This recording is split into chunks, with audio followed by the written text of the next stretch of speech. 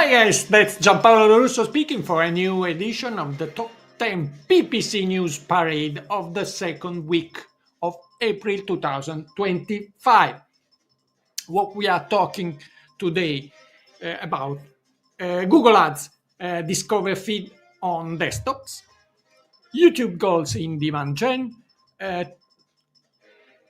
why it's useful to have two different feeds for organic and paid shopping, inclusion and exclusion of brands, search campaigns, and PMax, update of Google Merchant Center fee specifications, and PMax script update. Meta ads frequency control, work emails in forms, AI comment summary, text tone and style in branding, dynamic landing page, GA4 integration, abuse of dominant position in Germany, for Meta, of course. Microsoft Copilot searches in Bing. And finally, an AI tool for writing ads. Okay, but let's start from some extra contents. The first one is the regular yearly update, more or less regular update of product feed specifications in Merchant Center. Here you will find, in this post by Google itself, you will find what is changing and when it will take effect. The second extra post I want to highlight is a script day, a full day of webinar, a full morning, I think, or entire day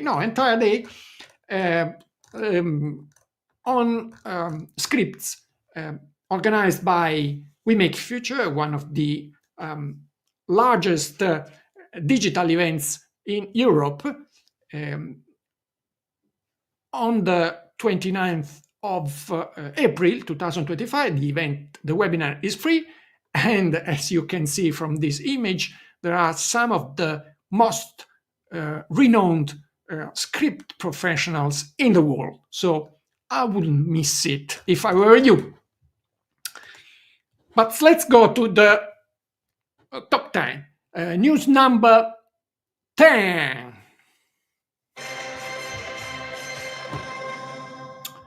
On LinkedIn.com. It's by Thomas Opner, a lawyer, an attorney at law in Germany, who has published integrally translated to English a sentence by the higher regional court of Düsseldorf against Meta, which has been condemned for abuse of dominant position, for immediate stop of accounts without explanations, without assistance. So this is very important for European companies working on Meta, and gives us some hope that Meta could be a little less monopolistic on this behavior. News number 9. Jack Felstead has updated his own script for PMax, monitoring PMax. This is one of the most widespread and one of the best, in my opinion, scripts to monitor PMax. So that's why I decided to highlight this news, even if the post to have this script you have to comment on LinkedIn. I don't like this way of doing, but in this case, the exception is well motivated, because this script surely required a lot of efforts from Jack, who is giving it for free. So that's the reason why I selected this news, while normally I avoid all news with this lead mechanism. News number 8.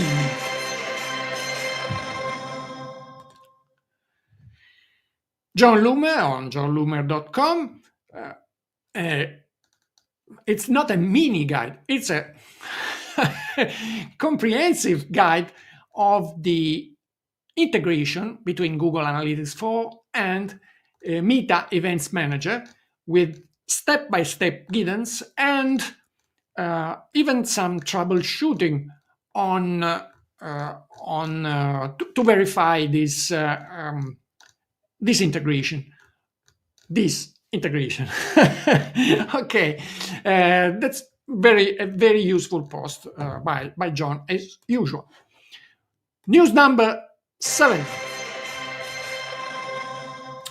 Very nice post on brand inclusion and exclusion in search, and for exclusion only in Performance Max by Christine Zirner.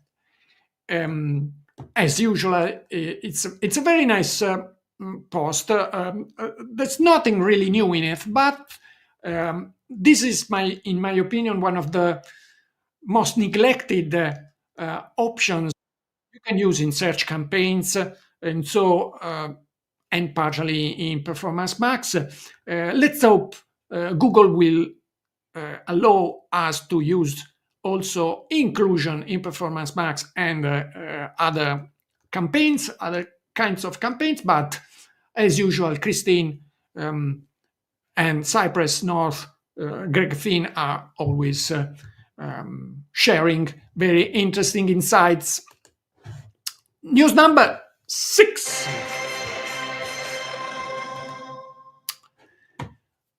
Ad leak on LinkedIn.com with Kudakwashi Chinahara. I'm sure I'm wrong in pronouncing it, but I don't know how is pronounced.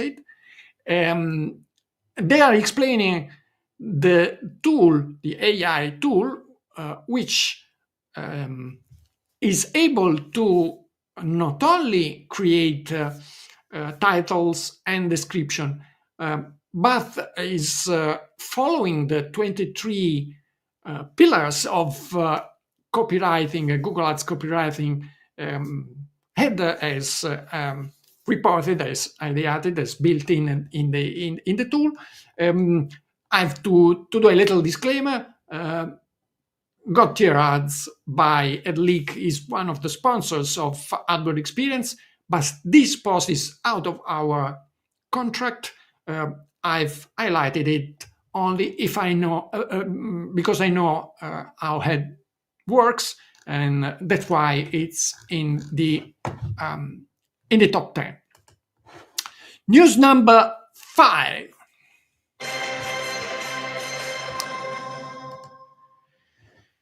Ruben Runban on LinkedIn.com is explaining why it's better. It's the best thing you can do is to have 2 different product feeds if you want to use shopping on organic and on paid. Mainly the main reason is because, of course, on organic you have to optimize the shopping, the product for SEO, while in the paid you of course can concentrate on the search intent by the users. News number 4.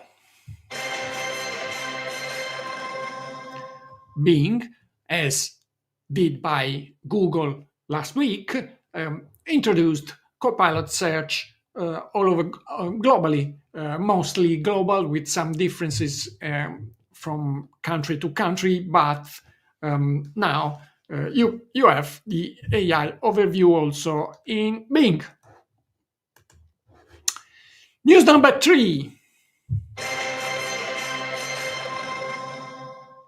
The podium. So the bronze medal in news this week goes to Mihai Adrian Churea on LinkedIn.com, who has noted and shared among the first in the world that now in demand gen you have the YouTube interaction goals, which were basic for video action campaigns. So it is quite natural to have them now in demand gen, considered that video action campaign has been upgraded to demand gen, but that's the first time we can see it.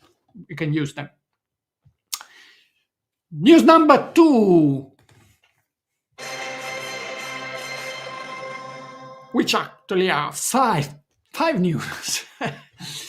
A very busy week in Meta this week. The first one is by Brian van der Allen on LinkedIn.com, and he has noted now you can leave to the platform to choose the landing page, the most appropriate landing page on your website. So it's a sort of dynamic. It's like dynamic search ads in Google Ads.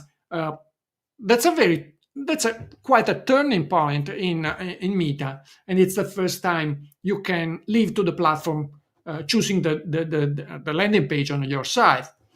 The second post is by Brian van der Allen again, who has highlighted here, shared the 2 new settings in branding, text tone, and the visual style, which will be used by the platform AI to present your own company.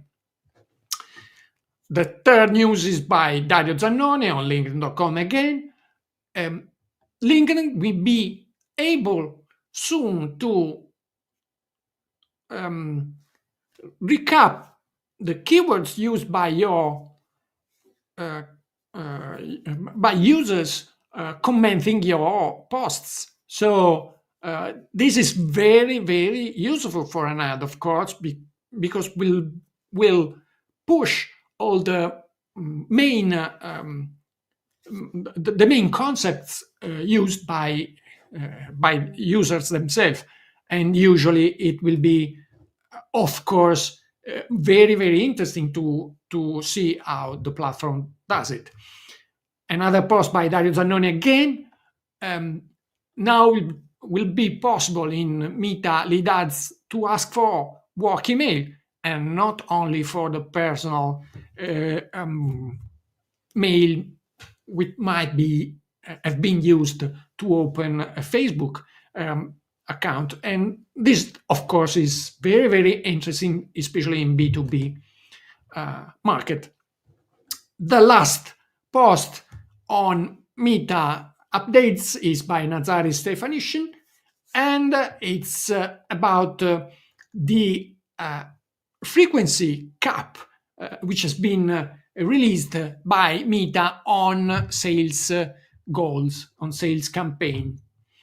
This is very, very interesting, of course, because if you can set a cap of impressions to single users, you of course can widen the audience of a specific ad. But the news number 1